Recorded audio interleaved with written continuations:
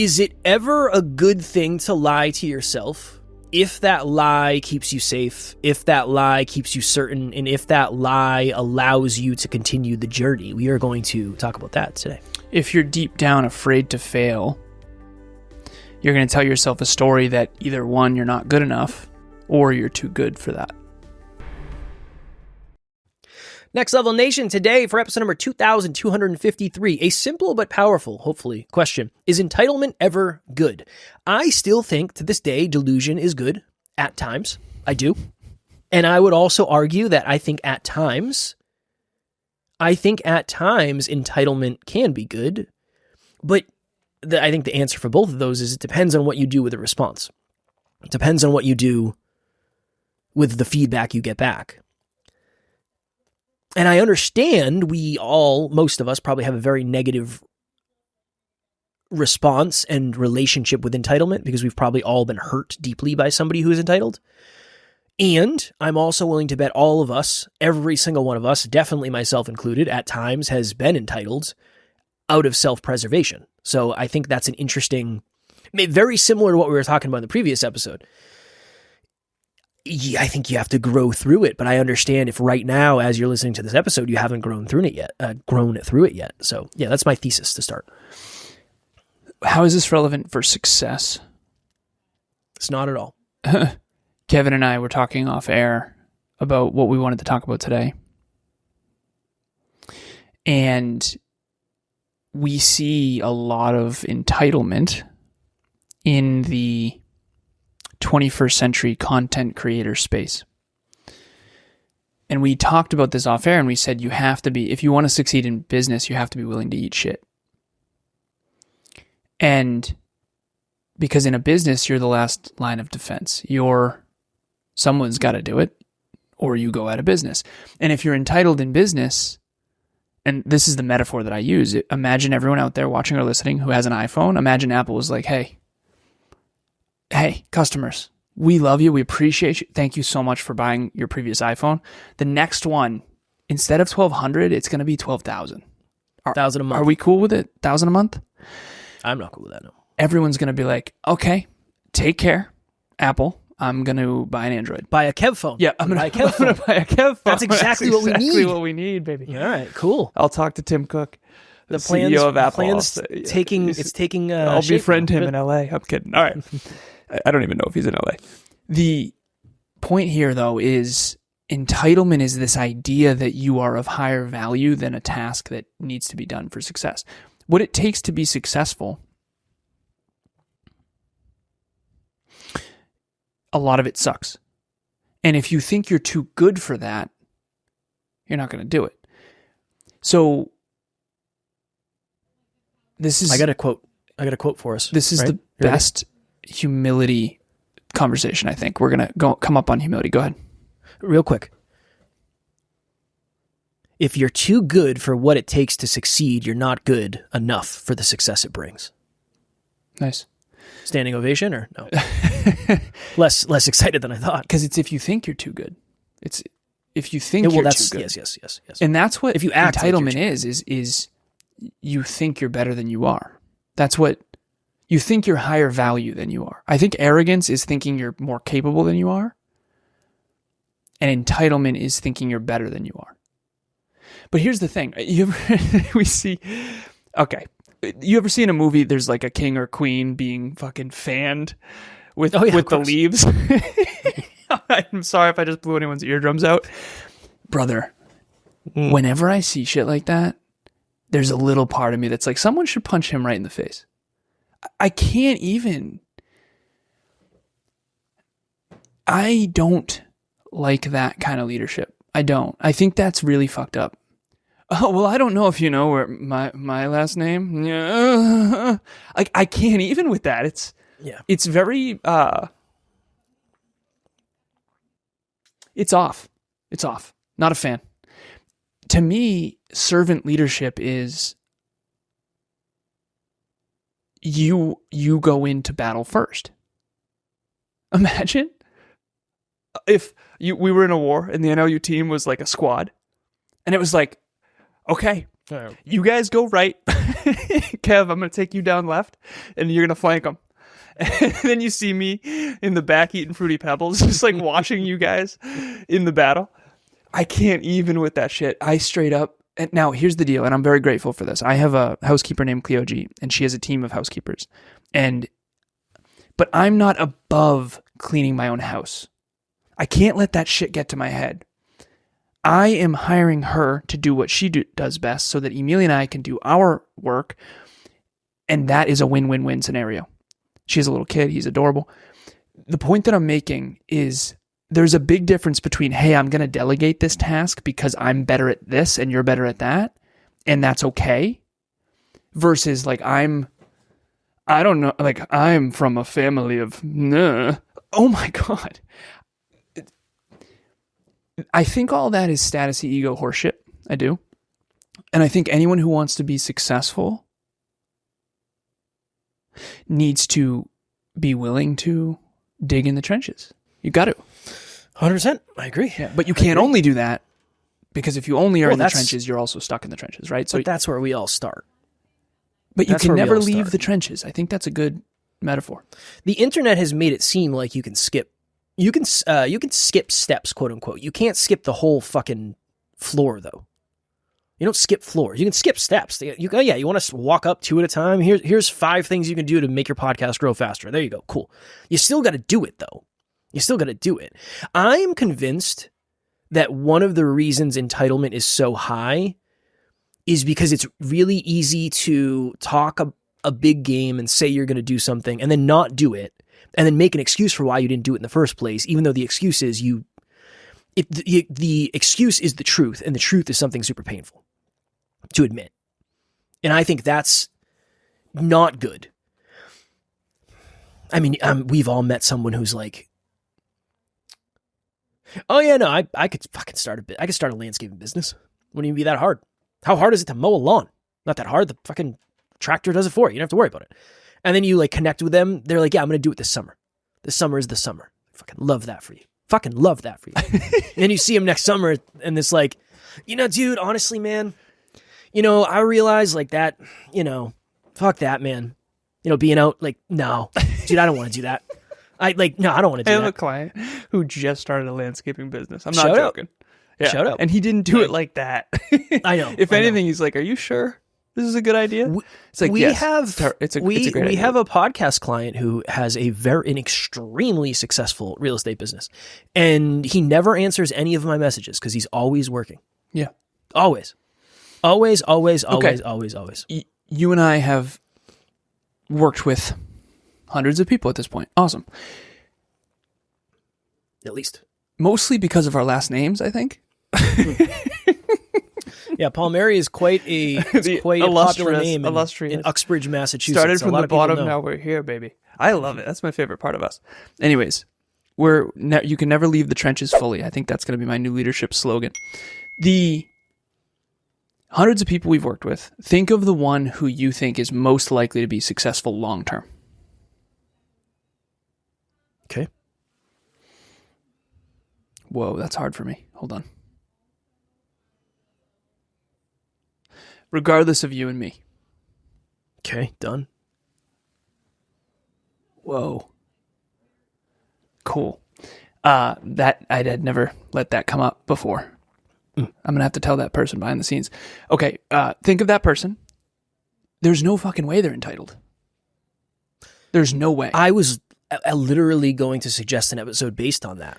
Like I get an email and they're like, hey, yeah, I just spent 7 hours doing it's just repetitive, boring, soul-sucking things. And they're like, we'll see what happens. Okay. I have a prediction. I don't even know the person Kevin's thinking of. I have this written on my whiteboard over here. There's 3 things that they have. I'm betting. And I will put money on this. I will owe you $100 if they don't have high levels of all 3 of these things. Okay? Okay, I accept. All right. Challenge accepted? For me. Yeah, of course. Okay. Number 1, they have high work ethic. For sure. Okay. Number 2, they strategize often.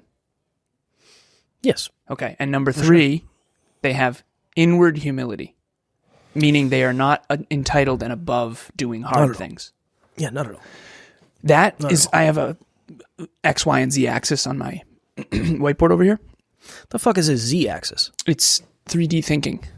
I still haven't figured out the X and Y. You're going to throw in a Z? You know.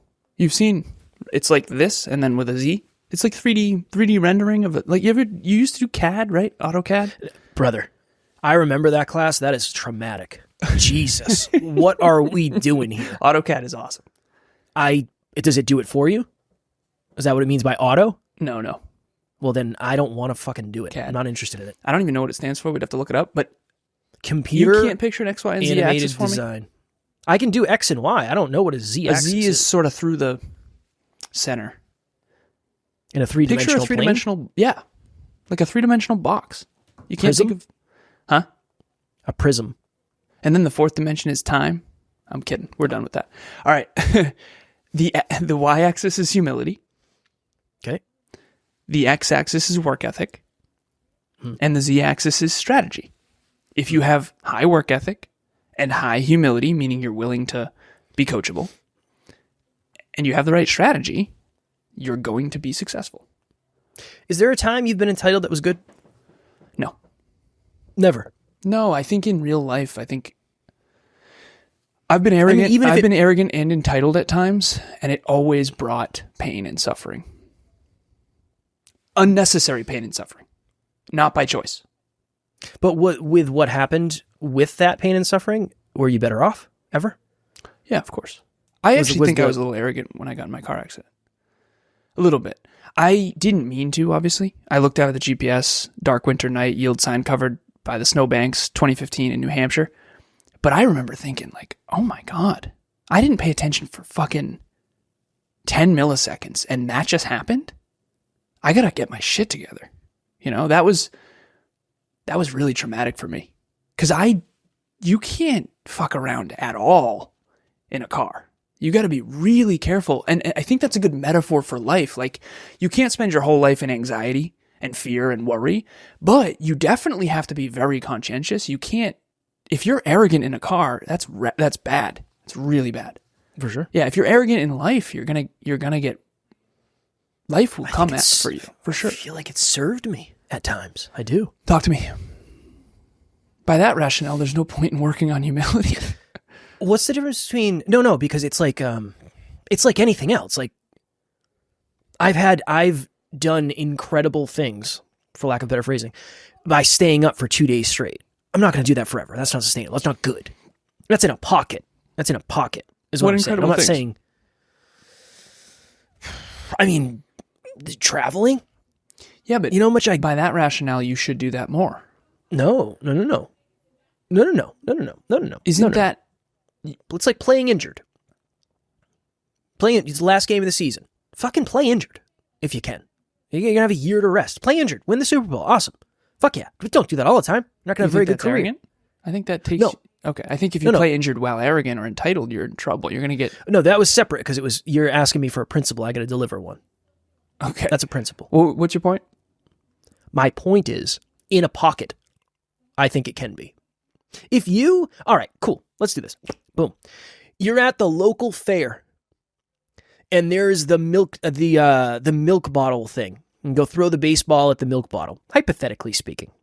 Hypothetically speaking, you were an all-star shortstop and second baseman throughout your younger years, hypothetically speaking, and you have a wife at the time, hypothetically speaking, and you say, I'm going to win this thing for you. And you are terrible. Absolutely terrible. Hypothetically? Hypothetically, of course. And you were entitled / arrogant enough to try the thing, which helps you reset accurate thinking. Or you could just be accurate and humble. Here we go. But just like we talked about, if you haven't gone through it, I can describe it all I want. It doesn't mean it's going to resonate. Why couldn't you have come into that with high self-awareness? And by that rationale, you're telling me you couldn't have sat there and been like, all right, Taryn, I'm going to try to win you this thing. And I used to be an all-star baseball player, but because I'm an emotionally mature, conscientious adult, I'm not going to assume I'm going to crush this thing. I'm going to be humble and I'm going to come in with humility.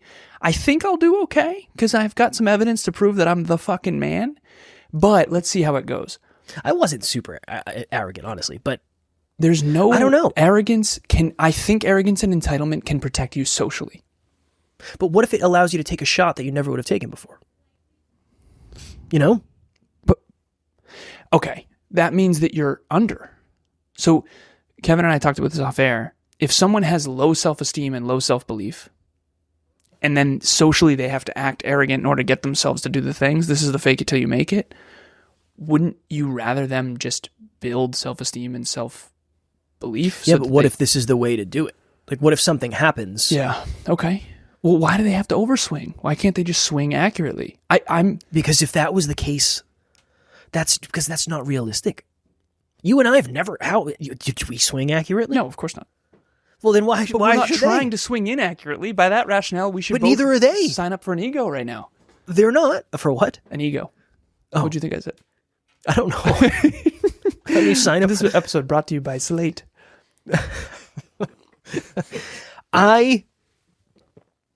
You and I wanted to be optimal too. We just didn't know how. But we weren't trying to be entitled and arrogant. Yeah, but that's what I'm saying. I'm saying nope. We would have been better off if we were self-aware. But I would have been better off if I knew business in 2017. But this guy didn't. But if you were more humble and had higher work ethic and more strategy, you would have been better off because you would have made more effective decisions. Arrogance and entitlement blurs your own value, so you make bad decisions. When I got in a car, real quick, when I was 16, 17, me and two people, you'll remember these people. One of them is Keith L. Yep. And one of them is David E. Okay. We decided to race. Terrible idea. Okay, I was in my Volkswagen Jetta. Thing sounded like that when it backed up. We raced in the rain. Mm-hmm. Dumb. We took a sharp turn. I hydroplaned a bit and did a 360 across a lawn. Fortunately, I was okay. And there was a telephone pole that I missed, and I was fine. And nothing happened, and it was just like, okay, and then just go. But you go in and tell the people you fucked their lawn up, or no? No. Just take off. I respect. Kev, real quick, I was just lucky to be alive, okay? And the lawn was fine. And I definitely had a contemplative, okay, I'm arrogant and immature, and I'm never doing that dumb shit again. You're supposed to learn from mistakes. High confidence with low competence is reckless, and it can get you killed. But I'm not saying never to get in a car. You see what I mean? So if you have to be a little bit arrogant to get into the car, maybe that's good, but you can't, there is no, like, let's argue that entitlement and arrogance is a good thing ever, because quite frankly, you could just be accurate and honest and humble and vulnerable and courageous and say, listen, I'm scared to get in a car, or I'm scared to try to win you this teddy bear. I'm scared to give this speech. I think you'd be better off just being vulnerable and honest. But I wasn't scared. I thought I could do it. I wasn't scared that I wasn't going to win the fucking bear. In speaking, yeah. When you go back and listen to our old speeches, you can hear arrogance in your voice. I was fucking terrified. But that's my point. You were trying to hide it. What if you just owned it? You'd have been better off if you had been vulnerable and honest and courageous, I think. But would I have done it more, or would I have stopped? I don't know. That's what I'm saying. I think in a pocket, it's okay. You know? It kind of depends on age, to be honest with you. If I had told you that story happened last week, it'd be very different than if I was 16 and a half years old. So maturity is supposed to come with age. And so it's hard to... Like you did that teddy bear thing at 35 years old. Couple years ago. 2 years ago, thank you. 2 years but I ago. can't... I think arrogance and entitlement are absolutely the primary reason someone will not be successful long term. But I do think you can be successful short term with that. And I think when I'm saying this, it doesn't really affect anybody else in a negative way. It's not like I know, it's very much in a vacuum. But that's what I'm saying is, like, if you... But nothing ever doesn't affect other people. Yeah, but what if it affects them in a positive way? What if you, but here's the thing, and this is how you always justify it. Well, if you did it, that meant it was possible and you weren't arrogant in the first place. No. Fucking no. Let me have this. Okay, somebody wakes up one day and says, you know what? Fuck it. I'm gonna make a social media page, and it's so far outside of my comfort zone that I'm gonna be over. But I'm gonna make content that makes people's days. And the only way for me to do it is to have this little swagger, this little entitlement, this little sass, and I'm gonna do it. No.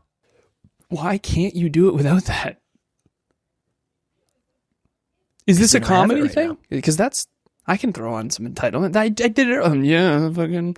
You can throw that on. That's a performance. I think a lot of people do that. But you should. Yeah, I think a lot of people do that. To get in the game is what I'm saying. To get in the game. Okay, hear me out. This is good. I'm here. I'm listening. What if you just did something more incremental so that you didn't have to be arrogant and entitled? So maybe that's a better answer of instead of giving a speech in front of 100 people and using arrogance and entitlement to get on stage, why didn't you prepare with just your phone? And then you forced me to. Get no, you pretended to be fucking confident, and then I brought you opportunities at that level of confidence, and then you were like, oh no, I have to keep this fucking performance going. My experience is different. No, it's not. It is. This is why you're arguing for it, because you could have done it differently. You could have been honest and vulnerable and said, dude, I'm freaking out. I don't know if I can fucking do this. Oh, I definitely did that. I know. And I probably said, brother, you got this. You can do this. Just prepare. Brother. What did I say? First speech we're supposed to give. I get a text from Alan. Hey, man, we're supposed to drive together, set up all the equipment together. He messages me and says, hey, brother, running 45 behind. Just go without me. I'll meet you there. No. Absolutely not. No. Not going to happen. No. Yeah. I need you to get your shit together. Yeah. I was freaking out. Yeah. I understand. I think in an ideal world, you would be centered. Because I think this is of value, tremendous value. And I appreciate the Discord, because I do think when we argue about things, I think that a lot of good stuff comes of it. I think fake it to make it is dumb as shit. I do. But I understand why people think there's an appeal to it. Because it's act as if you are the type of person that has already done the thing. That's what I'm saying, essentially. But that doesn't work. That works in moments. Yeah. In microseconds. It's not a good You're not going to build a fucking career on that. No. Yeah. No. Like, okay, I'm going to imagine I'm the best musician ever. All right, cool. Give it a shot.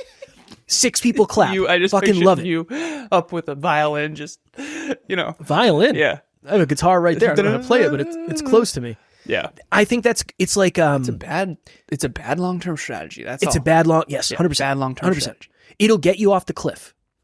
You'll jump. Like, it'll get you to jump. Which might be a terrible idea. Could be. You could just go train and prepare and then not jump off cliffs until you're prepared. I understand. That is my conclusion. I dig it.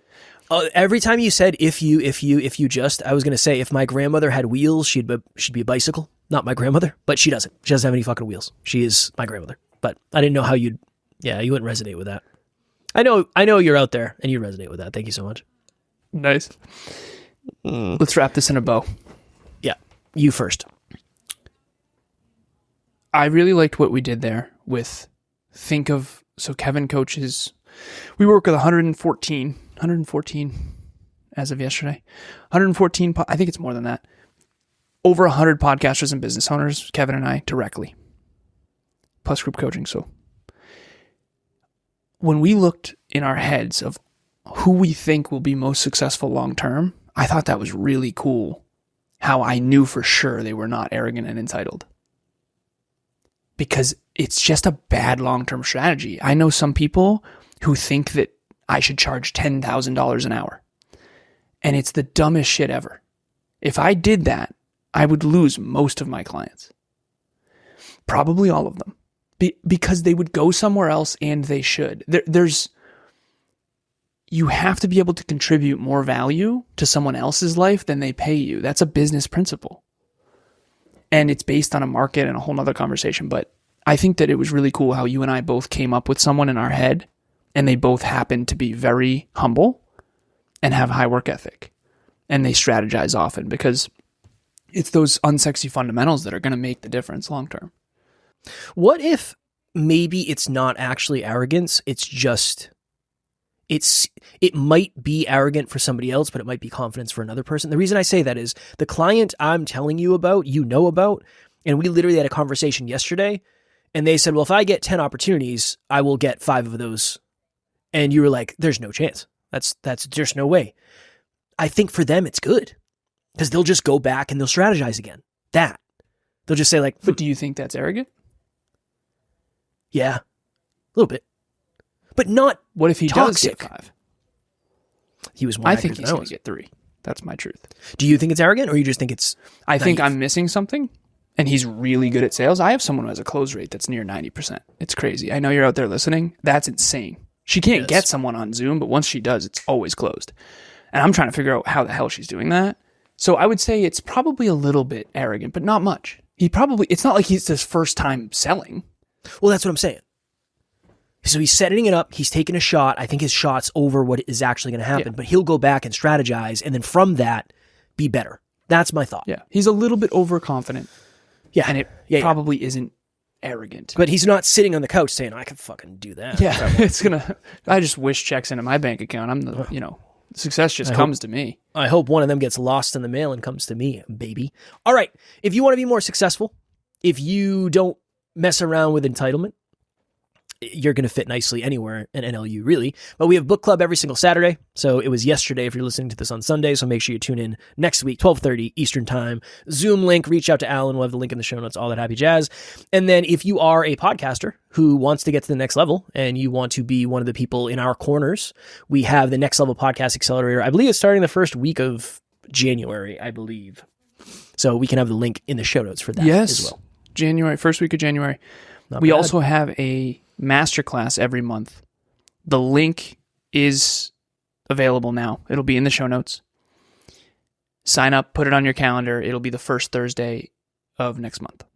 Perfect. All right. As always, we love you. We appreciate you. Grateful for each and every one of you. And if you are as committed as you say you are to getting to the next level, make sure you tune in tomorrow because we will be here every single day to help you get there. Keep reaching for your full potential. Next Level Nation.